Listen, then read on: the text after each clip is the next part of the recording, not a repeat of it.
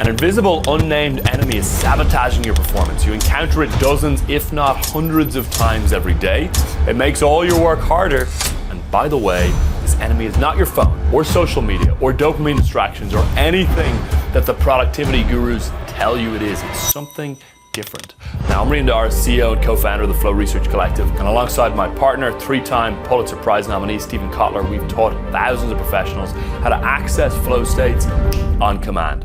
Now imagine this, you sit down to work, right as you start getting into the task, this notification pops up. Before your laptop battery dies, you search for the power cable, but you've got to untangle it. Then you've got to find an outlet to plug it into. Then you open your email to find an important document, but Google prompts you to enter a 2-factor authentication code. Finally, you get the document, but then you have to call your bank. They put you on hold for 45 minutes, and as you wait, you realize you left your lunch at home, and now you have to walk back to grab it. And on the way, you're pinging emails back and forth, trying to schedule a call with 2 different people in different time zones. You're momentarily thrown off your groove again and again and again. And this is just a tiny snapshot of your day. You might intuitively consider these experiences distractions or interruptions, but what you might see as a mere annoyance or slight deviation from your task, science reveals as a more pervasive and insidious problem, a problem called friction. Each of these moments of friction is like being pinched.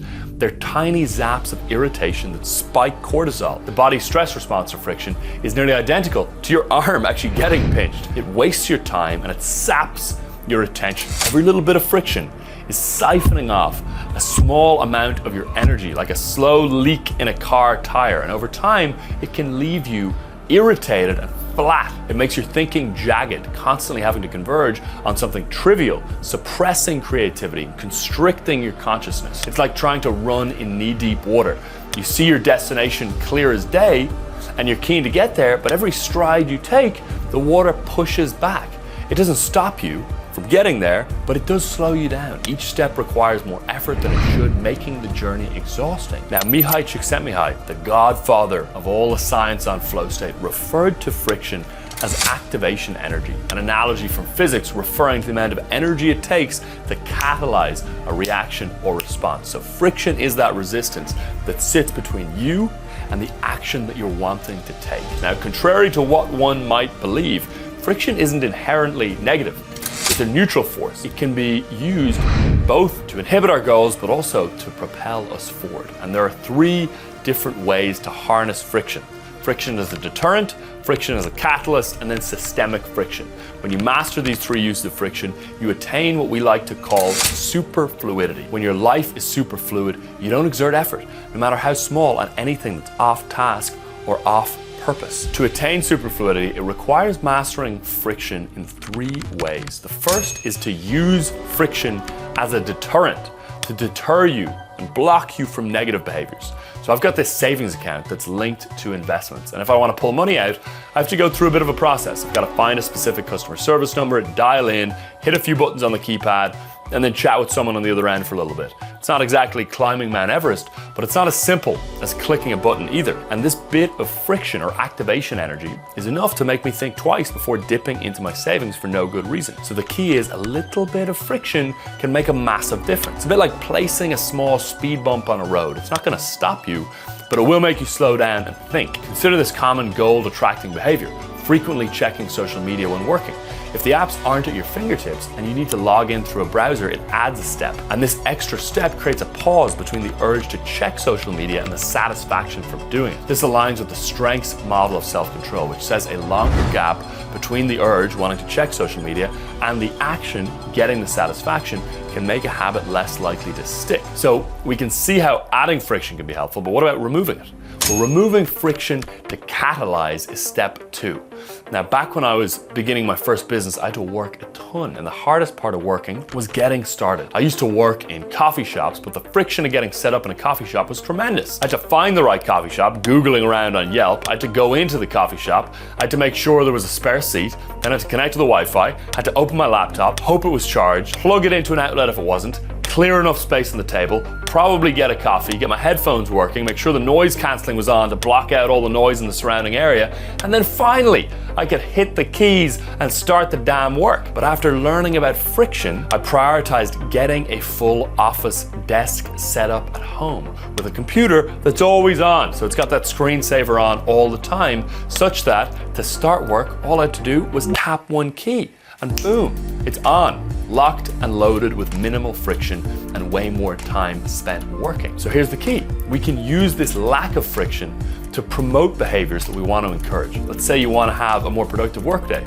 If your desk is tidy, your computer is on, and you've got a task list ready from the night before, you've created a frictionless environment that lets you get started smoothly without a hitch. I'll give you another example from my own life. I'm constantly wanting to read more and reduce friction to make it easier to read. And I love reading physical books. I love the smell of the book, the look of the book, but reading a physical book had a surprising amount of friction with it. I'd have to find the book, which I would always leave in different places all over the house. Then I'd have to make sure that I had a pen. Then I'd have to hold it and sit in a certain position with the book to be able to read it and take notes. And instead, I transitioned to a Kindle. And I have multiple of them, so I can pick the Kindle up at any time. The book's always going to be on the Kindle, and no pen is required and no sitting position is required. And if you're reading at night, no light stand is required because the thing lights itself. So a perfect example of reducing friction and then upping the behavior that you want to up, which in this case is reading. The principle of least effort says that when given several ways to reach a goal, we are always going to default down to the one that requires the least work, the path of least resistance. We're wired for it. So by thoughtfully controlling friction in our environment, we can nudge our brains into encouraging behaviors that are conducive to our goals and discouraging behaviors that aren't. But there's a final form of friction that we need to address to master friction and attain this state of superfluidity. And this is the invisible enemy most people overlook, which is systemic friction. And our goal, our third step, is to smooth out systemic friction. Systemic friction is the I have to deal with this moment that interrupts the smooth, linear application of effort directed towards its intended target. Systemic friction momentarily hijacks that effort, applying it towards something utterly meaningless. Cumulatively, systemic friction makes effort more effortful. A characteristic of flow is the opposite. It's effortless exertion. High exertion, low perceived effort is the magic of flow. High exertion, high perceived effort is the terrible thing about systemic friction, which inhibits flow. So to give you some examples, finding things, untangling things, the maintenance tasks that don't progress you in a real way, whether it's doing dishes, cleaning, shopping, waiting on hold, or digging your phone charger out of your backpack, untangling it, and then having to hunch over to plug it into a different spot that's that perfectly awkward distance from your desk. All of these random low values and slightly suboptimal clusters of actions show up everywhere. And resolving systemic friction involves two key steps. First, recognizing its impact and committing to its eradication, even though it seems miniature and trivial and kind of like a bunch of first world problems. The reality is, these seemingly minor inconveniences or micro irritants can chip away at our cognitive resources, causing stress and disrupting our flow. Not only that, but they can compound over time, leading to significant decreases in productivity. So the key here is to never underestimate the power of systemic friction and be willing to fix all things, even those you assumed were too insignificant to matter. So here are a few specific strategies and examples. Number one, consider a setup that's always prepared and optimized for your workflow. Have a dedicated workspace with a desktop that's ready to go. Number two, organize your essential accessories. Imagine having your AirPods attached to your car keys so they're always within reach when you need them. This strategy can apply to other accessories you frequently use. Number three is to streamline password management or to handle two-factor authentication and password changes. This way you eliminate the friction of having to remember and frequently change passwords. Meal prep is another example.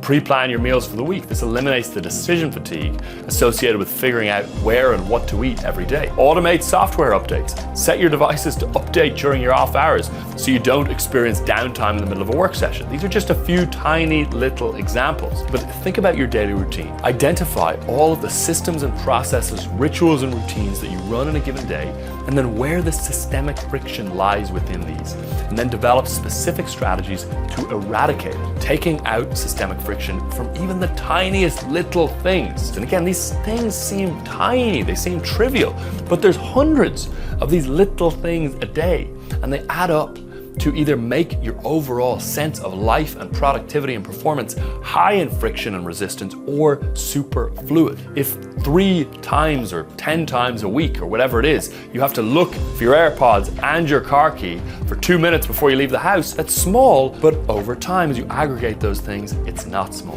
The principle here is to engineer your environment to remove these small points of friction that collectively have a huge impact, even though they're almost invisible alone. So consider this: what would your day, week, or year look like if you could significantly reduce systemic friction? Imagine spending the vast majority of your time on tasks that advance your professional goals and contribute to the impact you want to have in the world. Remember, superfluidity is what we're aiming for here, this state where we transition seamlessly from one high-value activity to another without the resistance. And by reducing systemic friction, we take a significant step towards achieving this state.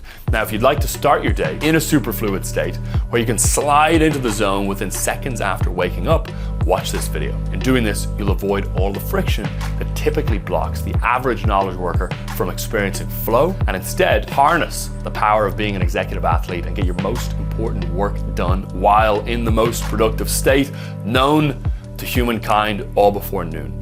So watch this video if you want to figure that out.